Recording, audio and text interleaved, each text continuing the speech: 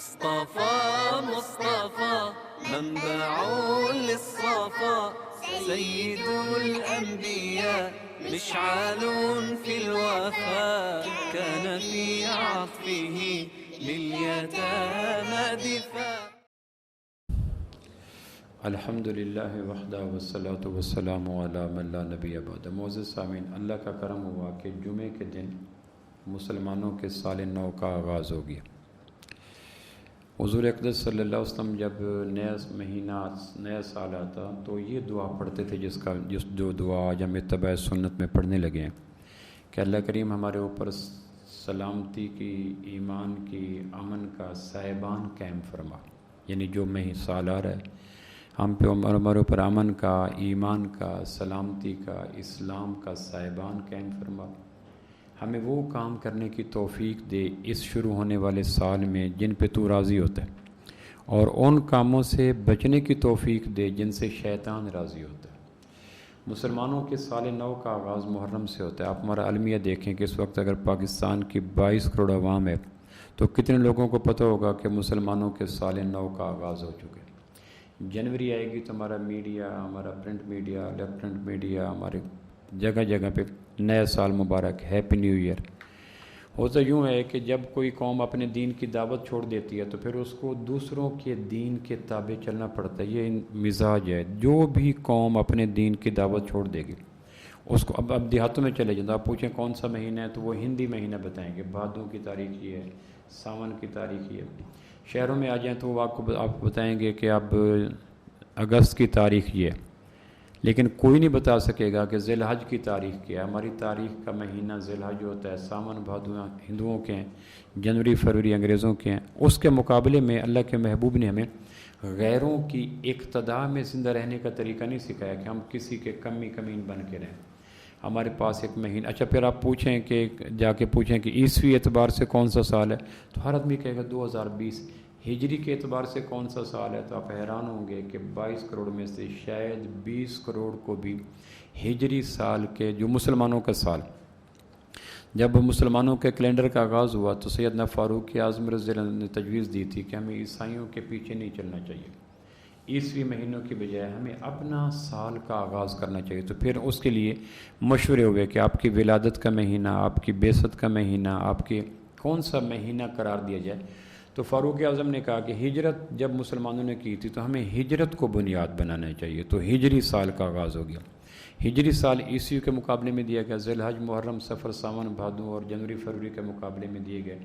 لیکن جب سے ہم نے دعوت چھوڑی اپنے مہینوں کی تو ہم ساون بھادو ہمارے دیہاتی بتاتے ہیں، جنوری فروری ہمارے شہری بتاتے ہیں، 2020 ہمارا پڑھا لکھا بتاتا ہے. نہ ذی الحج کا پتہ ہوتا ہے، نہ 1442 ہجری کا پتہ ہوتا ہے، نہ کوئی اور پتہ. یہ سزا ملتی ہے ان قوموں کو جو قومیں اپنے دین کی تبلیغ چھوڑ دیتی ہیں. جس بچے کو ماں نہ چومے، کیسے ممکن ہے کہ اس کو پڑوسن سینے سے لگے؟ پڑوسن تو سینے سے لگاتی ہے جب ماں سینے سے لگے. جس ذی الحج کو اور 1442 ہجری کو اور اس کو مسلمان محرم کو سال نو کو نہیں کریں گے تو اب عیسائیوں کو کیا ضرورت ہے یا ہندوؤں کو کیا ضرورت ہے؟ تو اللہ نے کرم کیا کہ مہینہ نئے سال کا آغاز محرم سے. سورہ توبہ کی آیت نمبر 37 میں اللہ نے کہا، اللہ نے 12 مہینے سال کے بنائے. منہا اربعۃ حرم، اس میں 4 مہینے بڑی عزت والے ہیں. تو سارے مہینے عزت والے اللہ نے جو بنائے. سورہ توبہ کی آیت نمبر 37 میں کہا سارے مہینے اللہ نے بنائے، 4 مہینے بڑی حرمت والے ہیں. اس میں ذی-القعدہ، ذی الحج، محرم اور رجب، یہ 4 مہینوں کو حدیث پاک میں اسلام سے پہلے بھی ان مہینوں کی حرمت کا بڑا احترام ہوتا تھا. اگر کسی مشرک کو کس باپ کا قاتل نظر آ جاتا اور پتہ ہوتا کہ باپ کا قاتل آ گیا اور ہے رجب کا مہینہ ہے ذی-القعدہ کا مہینہ ہے ذی الحج کا مہینہ، تو وہ اپنے فطری انتقام کے باوجود حرمت والے، عزت والے مہینوں کا لحاظ کرتے ہوئے ان مہینوں میں لڑائیاں بند کر دیتے تھے. لوگوں کو قافلوں پہ حملہ نہیں کرتے تھے. کیا حرمت والے مہینے آ گئے. یعنی مشرک اور اعتقادی مشرک وہ بھی ان 4 مہینوں کا ذی-القعدہ، ذی الحج، محرم اور رجب کا احترام. لیکن ہمارے ہاں پتہ نہیں، اس کا مجھے آج تک سمجھ نہیں آئی کہ محرم کا مہینہ آتا ہے تو وہ بارڈر پار سے ہماری فوجیں اتر کر شہروں کی شاہراہوں پہ آ جاتی ہیں. ہمارے وہ ایجنسیوں کے لوگ اور ہمارے ساری فورسز شہروں کے ماحول میں آ جاتی ہیں. وہ آلات جو دشمنوں کے لیے تھے، بختر بند گاڑیاں ہیں، ریفلیں ہیں، گنے ہیں، وہ سارے شہروں میں آ جاتی ہیں. اور آ کے روڈ بلاک ہو جاتے ہیں، گلیاں بند ہو جاتی ہیں، بزنس ٹھپ ہو جاتا ہے، تعلیمی ادارے ختم ہو جاتے ہیں۔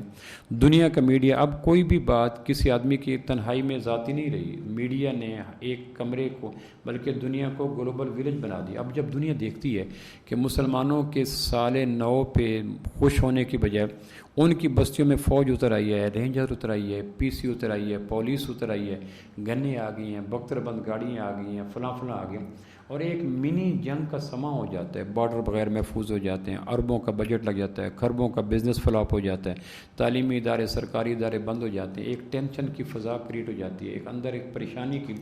تو وہ کہتے ہیں جس مسلمانوں کے سال نو کے آغاز میں جنگی کیفیت ان کے ملکوں میں سوار ہو جاتی ہے، باقی 11 مہینے میں مسلمانوں کا کیا عالم ہوگا۔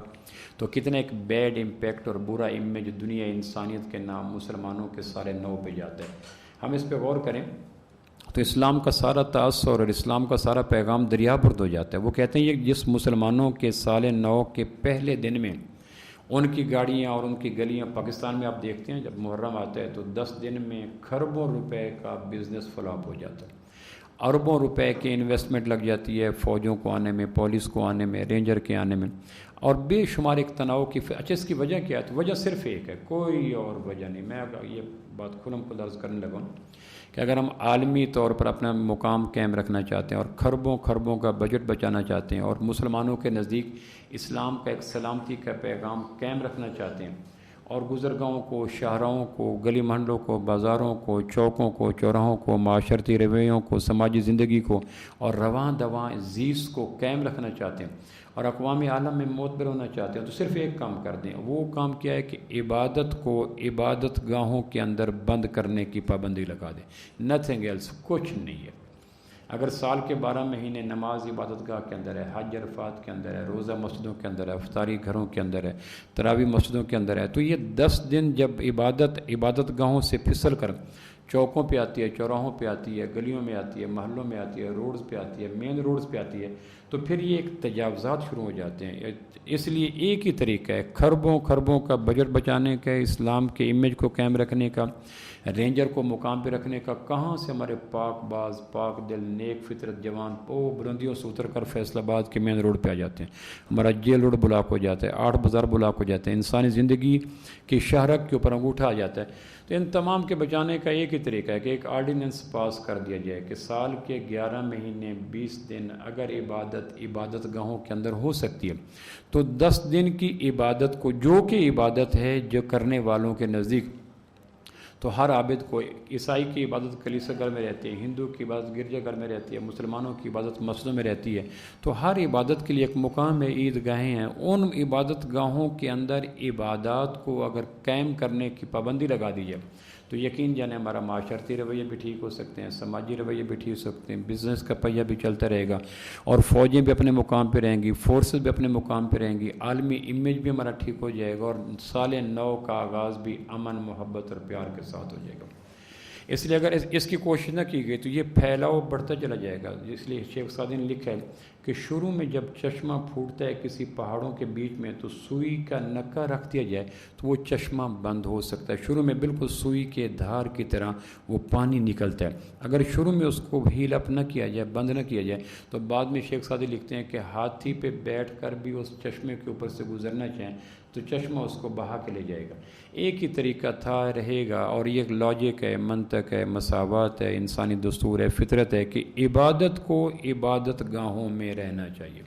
جب عبادت گاہوں سے پھسل کے روڈوں پہ آ جائے گی، چوکوں چوراہوں پہ آ جائے گی، تو نہ امن رہے گا، نہ زندگی رہے گی، نہ معاشرت رہے گی، نہ معیشت رہے گی، نہ سلامتی رہے گی۔ اور وہ جو سال نو کے آغاز پر امام کائنات کے نورانی لبوں پہ دعا پھیلتی تھی، اللہ امن اور ایمان دے، صحت اور سلامتی دے، اپنے رضا کے اعمال دے اور شیطان کے اعمال سے محفوظ فرما، وہ سارے رنگ لے آئیں گے، تاثیر اتر آئے گی، امن آئے گا، شانتی آئے گی۔ اگر عبادت گھروں کے اندر نہیں ہے، عبادت گھروں کے لیے جگہ، تو نئی عبادت گاہیں طے کر دی جا سکتی ہیں۔ تو اللہ نے کرم کیا کہ مجھے اور آپ کو سال نو کا آغاز دیا اور جمعے کے دن دیا۔ سال نو اپنے دامن میں بے شمار پیغام رکھتا ہے۔ محرم کا جب نئے سال کا آغاز ہوتا ہے تو سب سے پہلا واقعہ جو انسانی دل و دماغ پہ دستک دیتا ہے وہ ہے یکم محرم کو داماد علی اور مراد نبی سیدنا عمر رضی اللہ عنہ کے یوم شہادت آ جاتا ہے۔ 26 ذی الحج کو اور 23 ہجری کو مدینہ منورہ میں مصلی رسول پر فجر کی نماز میں پہلی رکعت کے اندر فیروز ابو لولو ایرانی النسل حرامی النسل نے سیدنا فاروق اعظم کے سینے پہ خنجر مارا تھا، اور ابوالکلام آزاد کا مجھے جملہ رہ رہے کہ یاد آتا ہے کہ وہ خنجر فاروق اعظم کے سینے پہ نہیں تھا، اسلام کے سینے پہ تھا۔ وہ خنجر عمر کے سینے پہ نہیں تھا، کائنات کے دل کے اوپر سینہ خنجر لگا۔ 26 ذی الحج کو فجر کی نماز پہ خنجر لگا، اور پھر 23 29 30 پھر یکم محرم کو سیدنا فاروق اعظم کا انتقال ہو گیا۔ اس لیے آج چند باتیں میں سیدنا فاروق اعظم رضی اللہ عنہ کے حوالے سے کرنا چاہتا ہوں، چونکہ جمعہ بھی آ گیا، یکم محرم بھی آ گیا۔ اور ویسے حسن بصری رحمۃ اللہ علیہ کا ایک جملہ مجھے یاد آتا ہے، اذا اردتم ان یطیب المجلس فافیضوا فی ذکر عمر، اگر تم چاہتے ہو تمہارا دل و دماغ، عقل و دانش، فہم و فراست اور عمر تمہاری مجالس پاکیزہ رہیں، تمہارے دلوں کا تذکر ہو، تمہاری آنکھوں میں حیا اترے اور زبان میں سچ، تمہارے دل میں خوف خدا اترے اور دماغ میں شوق آخرت، تمہارے تاجر دیانت پہ آ جائے اور تمہارے حکمرانوں سے ظلم نکل جائے، تمہارے زمینداروں سے تکبر نکل جائے، اگر تم چاہتے ہو تمہارے دلوں کا تزکیہ ہو، اندر کی پاکیزگی ہو، نہاں خانہ دل کے اندر جھاڑو پھر جائے، ہر قسم کی پولوشن آلودگی دور ہو جائے، تو حسن بصری کا جملہ سنیں۔ حسن بصری کون ہے؟ 21 ہجری کو یہ پیدا ہوئے مدینہ منورہ کے اندر۔ ان کی ماں ام المومنین سیدہ ام سلمہ رضی اللہ عنہا کی خادمہ تھی، ام حسن بصری کی۔ جب یہ پیدا ہوئے تو ان کی ماں حضرت عمر کے پاس لے گئی۔ حضرت عمر کا زمانہ خلافت تھا۔ حضرت عمر کا زمانہ خلافت 23 جمادی الثانی اور 13 ہجری سے شروع ہوتا ہے، اور یکم محرم کو آ کے وہ زمانہ ختم ہوتا ہے 23 ہجری کو۔ ان کی والدہ نے اپنے بیٹے کو اٹھایا اور لے کے چلے گی، سعادت بیٹے کی کہ لے کے چلی گئی، حضرت عمر کی گود میں ڈال دیا کہ ان کا نام رکھو۔ فاروق اعظم نے پہلے نگاہ ڈالی، اپنی گھٹی اس بچے کے منہ میں ڈالی اور کہنے کہ بچہ بڑا خوبصورت ہے، اس کا نام حسن رکھ دو۔ ان کا نام حضرت حسن عمر نے ان کا نام حسن رکھا۔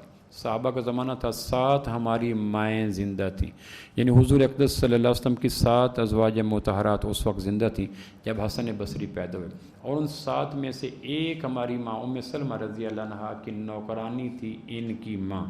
اس لیے گھر کے کام کاج کے لیے بچپنا ان کا گزرا 7 ماؤں کی گود میں، کبھی حضرت عائشہ کے پاس، حفصہ کے پاس، صفیہ کے پاس، 7 ماؤں کے گھروں میں کھیلتے کودتے رہتے۔ باہر نکلتے تو مسجد نبوی نظر آتی، اور پھر اس میں صحابہ ہیں، حضرت عمر ہیں، حضرت عثمان ہیں، حضرت علی ہیں، حضرت طلحہ ہیں، حضرت زبیر ہیں، صحابہ کا۔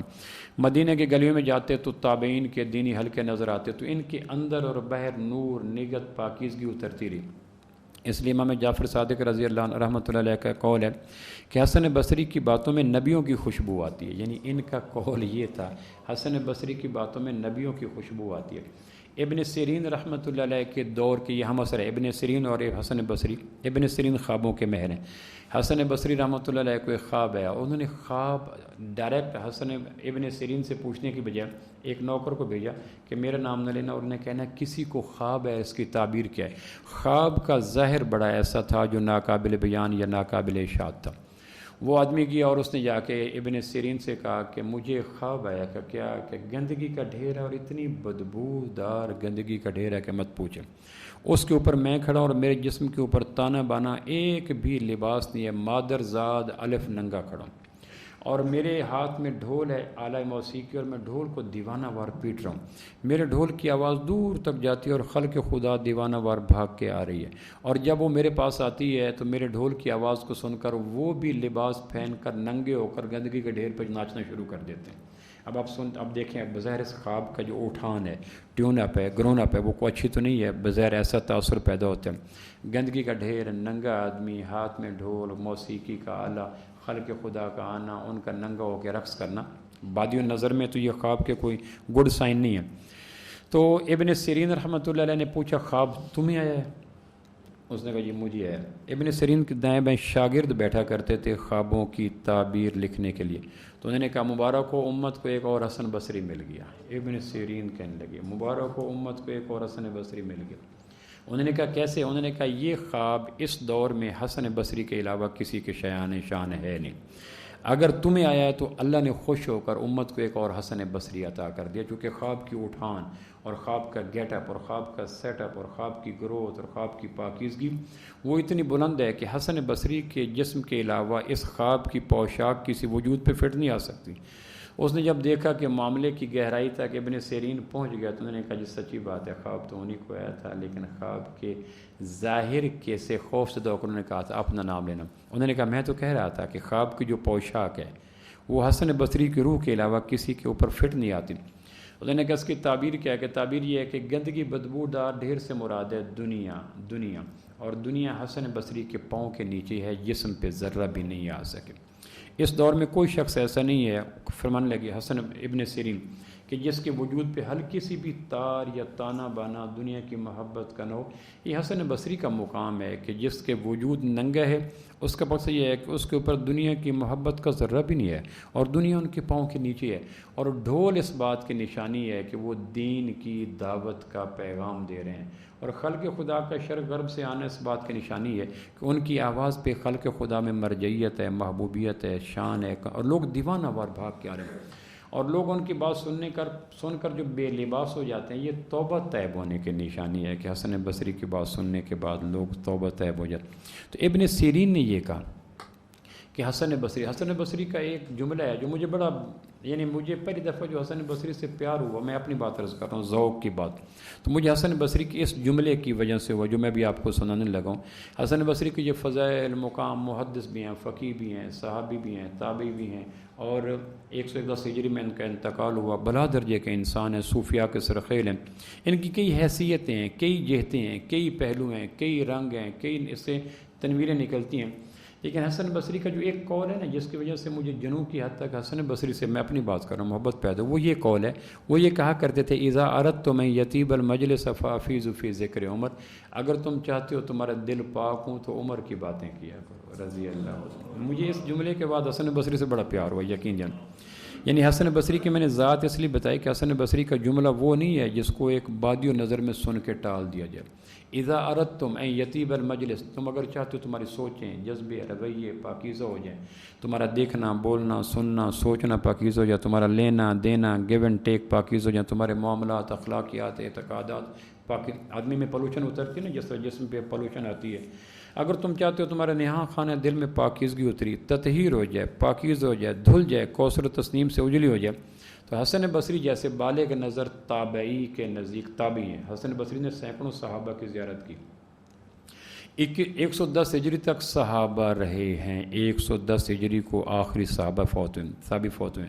حسن بصری کا سن ولادت 21 ہجری ہے، سیدنا فاروق اعظم کے وہ سال شہادت سے 2 سال پہلے مدینہ منورہ میں پیدا ہو چکے تھے۔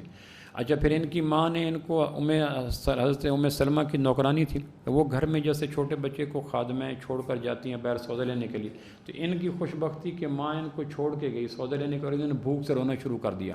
اب ماں کو ہو گئی دیر، باہر سودا صرف کھجور ستو لینے کے لیے دیر ہوگی، تو ام سلمہ نے دیکھا حسن روئے جا رہے، انہوں نے اٹھا کے اپنے سینے کا دودھ پلا دیا، تو حضرت ام سلمہ کا دودھ آ گیا، عمر کی گھٹی آ گئی، صحابہ کا قرب مل گیا، 7 ماؤں کی گود مل گئی، مدینے کا ماحول مل گیا، اور اس کے بعد حسن بصری کے جملہ زبان سے نکلا اذا اردتم ان یطیب المجلس فافیض فی ذکر عمر، اگر باطن کو پاک کرنا چاہتے ہو، رویوں کو اجلا کرنا چاہتے ہو، جذبات احساسات کو نکھارنا چاہتے ہو، سوچوں میں غدلہ پن دور کرنا چاہتے ہو، تو طریقہ ایک ہی ہے کہ عمر کی باتیں کیا کرو، عمر کے تذکرے اندر کے شیطنت کے سارے پہلوؤں کو جھاڑو دے کے صاف کر دے کرتے ہو۔ سیدنا علی کرم اللہ وجہ کا ارشاد ہے جب بھی صالحین کا ذکر کرو، سیدنا علی کرم اللہ وجہ، یعنی ان کا مقام آپ جانتے ہیں کیا مقام ہے، سیدنا علی کرم اللہ وجہ کا ارشاد ہے کہ جب بھی صالحین کا ذکر کرو تو آغاز عمر بن خطاب سے کیا کرو، آغاز عمر بن خطاب سے کیا۔ حضرت عمر کی بلندی رفعت کے لیے ایک ہی بات کافی، میں سوچتا ہوں حضرت عمر کے لیے دفتر ہے، جبریل علیہ السلام سے آپ نے فرمایا تھا، جبریل عمر کی کوئی بات تو سناؤ، جبریل سے آپ نے فرمایا، جبریل ایک فرشتہ ہے، سید الملائکہ ہے، امید الملائکہ، ان سے آدم سے لے کر امام کائنات تک تمام نبی انبیاء سے مصافحہ کرنے والا اور ملائکہ کا سردار اور اللہ کے قریب رہنے والا اور وحی کا پیغمبر لے کے آنے والا جبریل، اس سے آپ نے فرمایا کہ جبریل کوئی عمر کی بات تو سناؤ، انہوں نے کہا جی 950 سال زندگی ملی اور کوئی اور کام نہ ہو تب جبریل عمر کے مقام کا احاطہ کر سکے گا۔ علامہ سیوطی نے تاریخ الخلفاء میں یہ روایت لکھی ہے، جبریل جیسا پاکیزہ فرشتہ کہہ رہے 950 سال عمر ملے، کوئی اور ڈیوٹی نہ لگے، جیسے ملائکہ میں ڈیوٹیاں ہوتی ہیں، کوئی اور ڈیوٹی نہ لگے، کام صرف ایک ہو، میں فارغ ہوں، 950 سال کا زمانہ ہو، پھر جا کے جبریل کا حق ادا کر سکے گا، عمر کا حق جبریل علیہ السلام۔ تو حضرت علی فرمایا کرتے تھے کہ اگر تم یہ چاہتے ہو کہ صالحین کا ذکر کرو تو آغاز اور مقدم رکھنا فاروق اعظم کے تذکر. تو میں سوچا کرتا ہوں حضرت عمر کی پاکیزگی اور دینی حمیت اور غیرت اسلامی کا سب سے بڑا ثبوت یہ ہے کہ حضرت عمر نے 22 دفعہ ابن خلدون نے تاریخ ابن خلدون میں، علامہ سیوطی نے تاریخ الخلفاء میں، شبلی نے الفاروق میں یہ روایت لکھی ہے کہ اگر 22 دفعہ زمین پہ ایسا ہوا مدینہ منورہ میں کہ حضرت عمر نے جو رائے دی اسی رائے کے مطابق منٹوں کے بعد جبریل وحی لے کے آیا کہ اللہ کہتے ہیں جو عمر کہتا ہے وہی آیت بن کے اتار دی. یعنی فاروق اعظم کی جلالت، پاکیزگی، دور اندیشی، آسمان کی بادشاہ تک ان کی اپروچ، ان کی دینی حمیت، غیرت اسلامی، ان کی سوچ کی نگت دیکھیں کہ جو فاروق اعظم نے زمین پہ سجیشن دی، میری بات کو آن کر دے میرا استاد، میرا شیخ، میرا مرشد ہے. اور کوئی وی آئی پی آدمی کا یہ پروفیسر صاحب جو کہہ رہے تھے میں اسی کی تائید کرتا ہوں. میں نے انگلینڈ میں ایک لیکچر دیا، میرے بعد ایک خطیب تشریف لائے، انہوں نے کہا جو پروفیسر صاحب نے کہا وہی میری طرف سے سمجھے، یہ کہہ کر وہ اتر گیا. تو میں نے ان کو کہا میری زندگی کی طویل خطابت میں اس سے بڑا خراج عقیدت کبھی کسی نے پیش نہیں کیا جتنا آپ نے پیش کر دیا. انگلینڈ کے بہت بڑے عالم تھے، علماء کے سردار گنے جاتے تھے، انہوں نے آگے کہا جو پروفیسر صاحب نے کہا میں اس سے آگے کچھ نہیں کہنا چاہتا، جو انہوں نے کیا دو. تو میں نے کہا جی میری زندگی کی طویل تھکا دینے والی مشقتوں کا اپنے حق ادا کر دے یہ کہہ کر. اب یہ تو ایک انگلینڈ کا عالم ہے اور اس سے بڑے عالم بے شمار پڑھیں. جس بات کی رائے کو اون خالق کائنات کر دے اس کے بعد اس کی عظمت کے مزید کیا کہا جا سکتا. پھر ترمذی کی ایک روایت ہے اس میں اخیر کر دی اللہ کے ترمذی شریف کی روایت، آپ فرمایا کہ نبیوں کی تمام صفات عمر کے وجود میں قائم ہیں. یعنی ایک نبی گاڈ گفٹڈ ہوتا ہے، عطائی ہوتا ہے، ذاتی نہیں ہوتا ہے، محنت سے جو سے، اور نبی میں ہر خوبی مقام کمال تک ہوتی ہے اور ہر خامی خربوں میل دور ہوتی ہے. نبی کے وجود پہ کسی خامی کا عکس بھی نہیں پڑ سکتا اور کوئی خوبی ایسی نہیں ہوتی جو نبی کے وجود میں بدرجہ بمقام کمال پہ موجود ہو. اور ترمذی کی روایت آپ نے سنتے ہوں گے لو کانا بعض نبی لکانا عمر. یہ کیوں کہا کہ چونکہ نبوت کا دروازہ آمنہ کے لال پہ بند ہو چکا، اگر دروازہ کنٹینیو رہتا تو عمر کا وجود اس قابل تھا کہ اس میں تمام نبیوں کی صفات یعنی نبی کی پوری صفات عمر کے وجود میں اللہ نے بھر کے رکھی.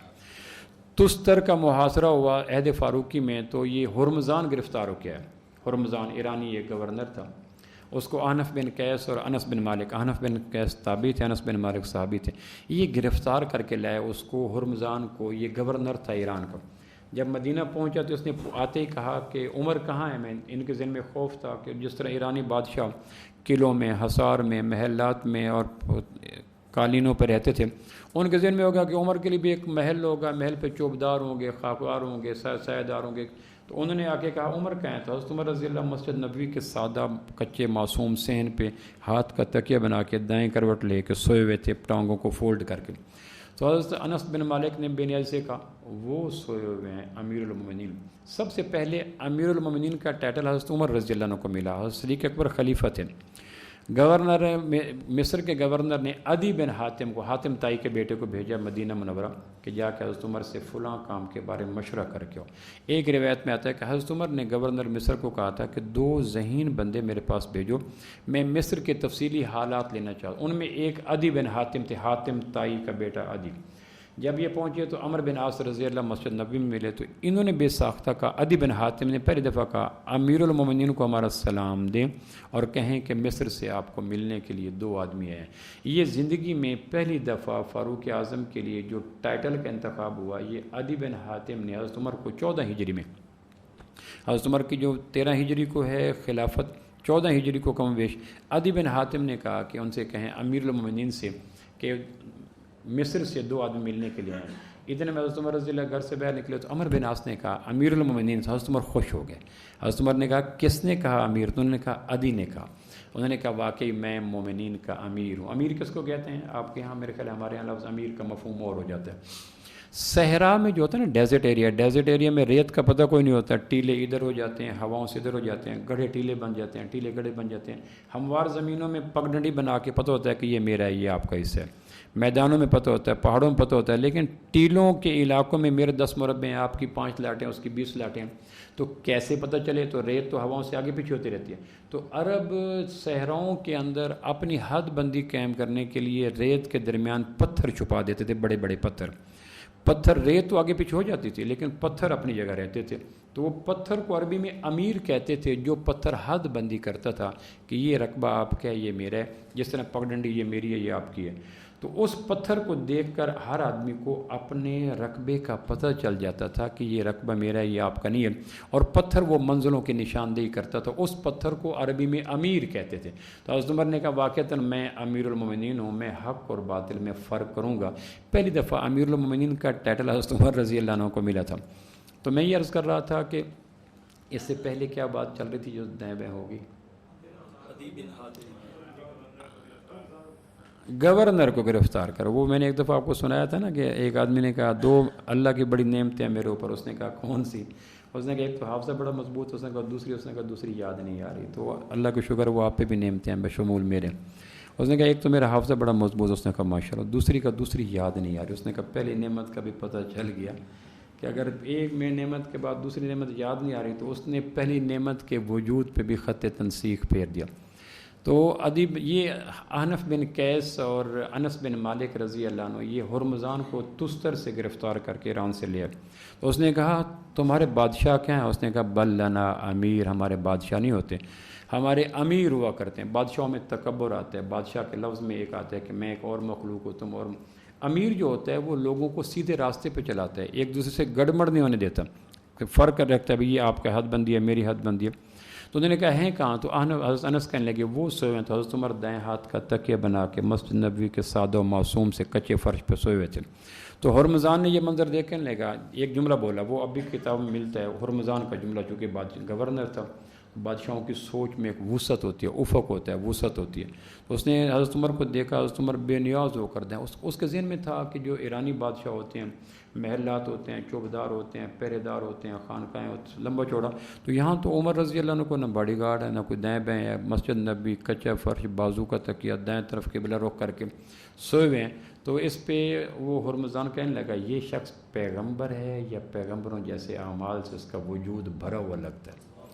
وہ جو کہا تھا نا، آج کے مسلمان کو وہ سمجھ نہیں آ رہی کہ یہ شخص پیغمبر ہے یا پیغمبروں جیسے اعمال سے اس کا وجود مزین لگتا ہے. صدیوں قبل جو آمنہ کے لال نے فرمایا تھا آپ صلی اللہ علیہ وسلم نے آج سے صدیوں قبل کہ اگر میرے بعد کوئی نبی ہوتا تو وہ عمر ہوتا ہے. اس بات کو اگر گہرائی سے پھیلاؤ کی طرف لے کے جائیں تو اس بات کا عام مفہوم یہ بنتا ہے کہ عمر کا وجود نبی کی صفات سے مزین تھا. اور میں نے کہا نبی کس کو کہتے ہیں؟ جس میں ہر خیر بدرجہ کمال پائی جائے اور کوئی خامی درجہ شیبہ تک بھی نہ پائی جائے. تو حضرت عمر رضی اللہ عنہ کے بارے میں یہ کتنا خوبصورت قول بتا دیا حضور علیہ السلام نے.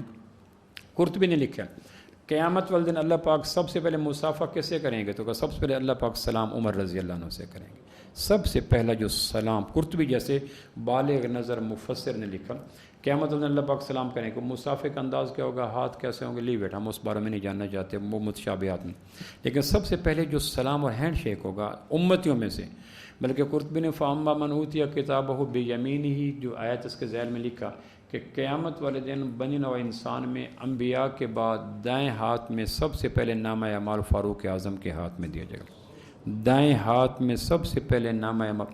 9 ذی الحجہ 10 ہجری کو عرفات کے میدان میں جمعہ کا دن تھا لیکن آپ نے جمعہ نہ پڑھایا، زور کی نماز پڑھائی.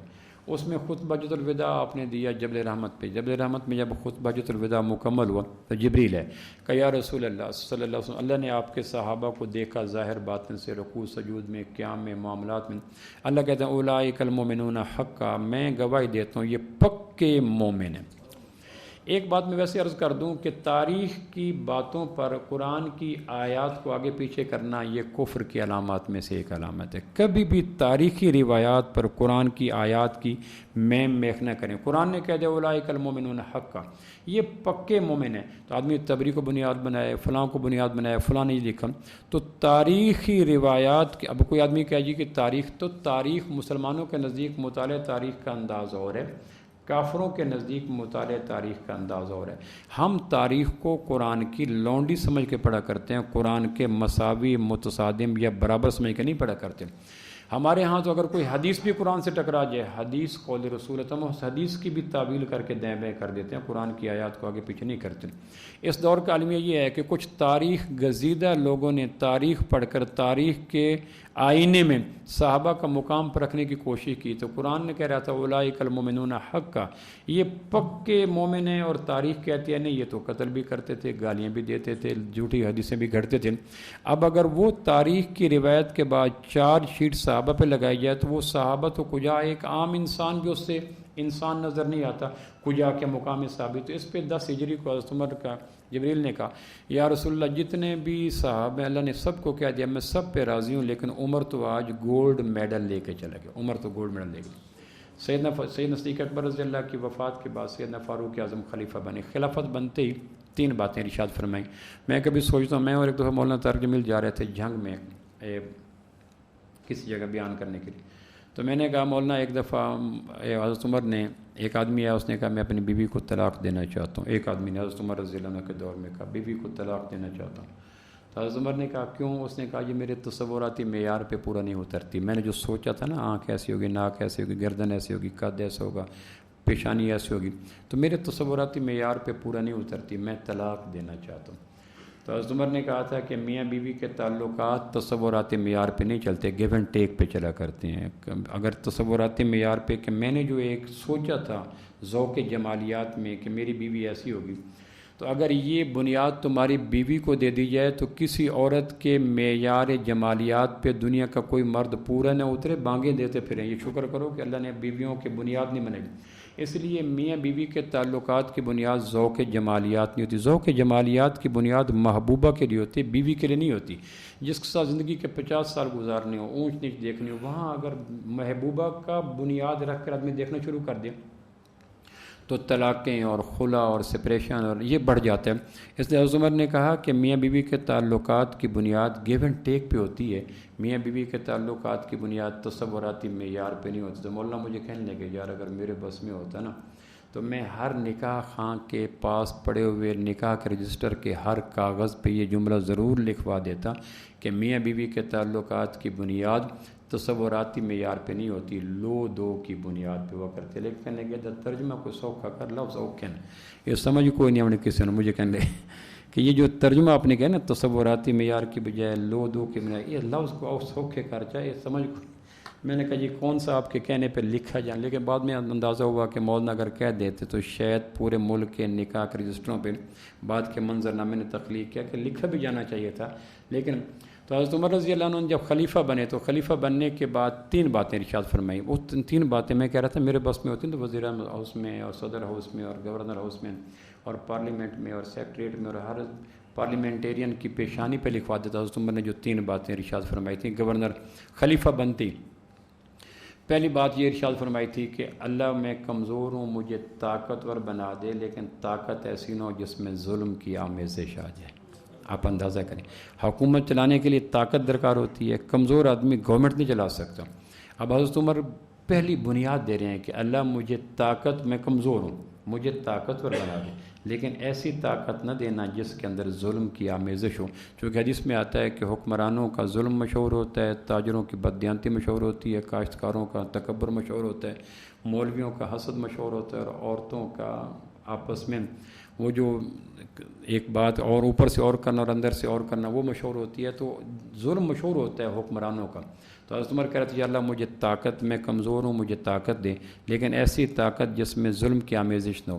دوسرا فکر فرمانے لگے یا اللہ میں بخیل ہوں، مجھے سخی بنا دے۔ اگر حکمران بخیل ہو تو کبھی بھی عوام تک وہ مال پہنچانے میں کبھی بھی فراخ دلی کا مظاہرہ، میں بخیل ہوں مجھے سخی بنا دے، لیکن ایسی سخاوت جس کے اندر ریاکاری کی آمیزش نہ ہو۔ اب سوچ دیکھیں فاروق اعظم کی ذہن کی بلاغت، فکری طہارت اور ذہنی سوچ کے افق دیکھیں، مجھے سخی بنا لیکن ایسا سخی نہ بنا جس میں ریاکاری آ جائے۔ اور تیسرے فرمانے کے یا اللہ خلافت کے جھنبیلوں میں پھنسا کر مجھے قرآن کے فہم پر غور کرنے کے لیے لمحات سے محروم نہ کر دینا۔ اگر میں خلافت کے ان پریشانیوں میں گم ہو کر قرآن کے نوادرات پہ غور کرنے سے محروم ہو گیا تو میرے ملک میں ظلم پھیل جائے گا۔ پھر فرمانے لگے ظالم کا ایک رخسار، فاروق اعظم اب اس فکر کو سنیں، ظالم کا ایک رخسار زمین پہ ہوگا اور دوسرے رخسار پہ خطاب کے بیٹے کا پاؤں ہوگا۔ ایک رخسار ظالم کا زمین پہ ہوگا اور دوسرے رخسار پہ عمر کا پاؤں ہوگا، اور عمر پاؤں ظالم کے رخسار سے اس وقت اٹھائے گا جب ظالم ظلم سے توبہ کر لے گا۔ اور مظلوم کے سامنے یوں ہوگا کہ عمر کا ایک رخسار زمین پہ ہوگا اور دوسرے رخسار پہ مظلوم کا پاؤں ہوگا، اور عمر پاؤں اس وقت احتیاط سے پیچھے کرے گا جب مظلوم کے ظلم کا ازالہ کر دے گا۔ اگر آج کے حکمرانوں کے سامنے یہ آئیڈیا آ جائے کہ ظالم کا ایک رخسار زمین پہ ہوگا اور دوسرے رخسار پہ عمر کا پاؤں ہوگا، اور مظلوم کے سامنے عمر کا ایک رخسار زمین پہ ہوگا اور دوسرے رخسار پہ مظلوم کا پاؤں ہوگا، تو اس لیے حضرت عمر کہا کرتے تھے کہ میری بڑی کوشش ہے کہ میرے دور میں لوگ لمبی دعائیں نہ کریں۔ میں نے پہلی دفعہ یہ پڑھا تو میں حیران ہو گیا، میں نے کہا عمر کی بات میں ہے تو کوئی گہرائی، لیکن میں سمجھنے سے قاصر رہا کہ میں تمہیں لمبی دعاؤں سے روک دوں گا۔ میں حیران ہوا کہ یہ بات کہ ہمارے پھر فرمانے لگے لوگ لمبی دعائیں اس وقت کرتے ہیں جب حکمران نظام عدل سے خالی ہو جایا کرتے ہیں۔ آپ اندازہ کریں، یعنی اس بات کی گہرائی پہ دیکھیں، لوگ لمبی دعائیں اس وقت کرتے ہیں جب حکمران عدل نہیں قائم کیا کرتے۔ یا اللہ میرے لوگ سنتے نہیں ہیں، مجھے حق ملتا نہیں ہے، ظالم حکمران ہو گئے ہیں، پیسہ بکنے لگ گیا عوام۔ تو جب زمین پہ حکمران اپنا عدل قائم کرنا چھوڑ دیتے ہیں تو لوگوں کے ہاتھ کشکول بن کے کہا میں تمہیں لمبی دعاؤں سے روک دوں گا۔ لمبی دعائیں حکمران کے خلاف اللہ کے حضور ایک بہت بڑی چارج شیٹ ہوا کرتی ہے، بہت بڑی چارج شیٹ، کہنے کہ میں یہ نہیں کرنے دوں گا۔ پھر حکمرانوں کے لیے جو رہنما اصول چھوڑے، میں کبھی کبھی سوچتا ہوں، شام سے واپس آ رہے تھے تو ایک جگہ دیکھا جنگل کے کنارے پہ ایک عورت کی کٹیا لگی ہوئی تھی، اس میں عورت بیٹھی تھی۔ تو ساتھی سے کہنے لگے یہ کیا ہے؟ کہنے لگے یہ عورت ہے جو بیٹھی ہے۔ تو ان کو جا کے سلام کیا، کہنے لگے اماں عمر کا کو پتہ ہے؟ حضرت عمر نے اس کو چھیڑا پیار سے، اماں عمر کا کچھ پتہ ہے؟ کہنے لگے اس نے بے نیاز سے کہا سنیں شام سے چل پڑے، اور اس سے زیادہ نہ مجھے پتہ ہے نہ زیادہ پتہ کرنے کی مجھے ضرورت ہے۔ تو حضرت عمر نے کہا ضرورت کو نہیں، کہنے کہ جس کے ذمہ تھا میرے حالات کو پتہ رکھنا، جب اس نے اپنا فرض پورا نہیں کیا تو میرے فرائض میں تو نہیں تھا کہ عمر کا پتہ کروں کہ عمر کہاں پھرتا ہے کہاں نہیں پھرتا۔ تو اس نے کہا، حضرت عمر کہنے لگے کہ عمر کو آپ نے اطلاع کی؟ تو اس نے کہا رعایا کے ذمہ اطلاع کرنی نہیں ہوتی، حکمرانوں کے ذمہ خود اطلاع رکھنا ہوتی ہے۔ تو اس نے کہا اتنے دور دراز میں، حضرت عمر کہنے لگے اتنے دور دراز علاقے میں عمر کو کیا پتہ؟ اس نے کہا اگر اتنے دور دراز علاقوں میں نہیں پتہ تو ان علاقوں کو اپنے حکومت سے باہر نکال دے۔ اس کو کس نے کہا ہے کہ حکومت بڑھانے کا شوق ہے، رعایا کی خیر خبر رکھنے کا شوق نہیں ہے؟ تو حضرت عمر بعد میں اس فکرے کو دہرا کے کہا کرتے تھے پہلی دفعہ خلافت کی تنگیوں کا اور دشواریوں کا اور کانٹوں کے سیج ہونے کا سبق شام سے واپسی پر جنگل کے کنارے اس بوڑھی نے دیا تھا۔ اس نے کہا کہ اگر عمر کو نہیں پتہ تو اس کو خلافت کے پھیلاؤ کا، توسع مزاج کا وسعت آشنا کرنے کی کیا ضرورت ہے؟ خدا بندہ خدائی درد سر ہے۔ اس دن حضرت عمر کو فرمایا کرتے تھے دجلہ کنارے کہ اگر ایک کتا بھی بھوکا مر گیا تو اس کا بھی قیامت والے دن جواب عمر رضی اللہ عنہ کو ہونا پڑے گا۔ ایک سال کہتا ہے، اس کو سال کو 16 ہجری میں یا 19 ہجری میں اس کو سال کو عام اور رمادہ کہتے ہیں، خواہ کوڑی بھوک فاقم۔ تو حضرت عمر نے ان دنوں گورنروں کو کہا کہ وہاں سے فنڈ بھیجو، میرے مدینہ میں 10,000 آدمیوں کا دسترخوان لگتا ہے 2 ٹائم۔ تو حضرت عمر نے گھر میں کہہ دیا کہ میرا کھانا بھی ان لوگوں کے دسترخوان کے بیچ میں رکھا کرو جو بدو آیا کرتے تھے۔ تو پھر شام سے آ رہا ہے، مصر سے آ رہا ہے، روم سے آ رہا ہے، تو حضرت عمر وہاں کھانا ہوتا تھا سادہ۔ لوگوں نے دیکھا کہ حضرت عمر کا رنگ کالا ہونا شروع ہو گیا، پیٹ میں درد ہونا شروع ہو گیا اور یوں جھک کے چلتے تھے۔ کسی نے کہا یہ کیا ہوا؟ کہنے لگے وہ جو کھانا رکھا جاتا ہے بدوؤں کا معدہ اس کو ہضم کر لیتا ہے، میرا معدہ اس قابل نہیں ہے۔ انہوں نے کہا چھوڑ دیں۔ فرمانے لگے ایک فکر بولا، کہنے لگے حکمران جب تک عوام کی سطح پہ نہ بیٹھے اس کو عوام کے مسائل کا پتہ بھی نہیں چل سکتا۔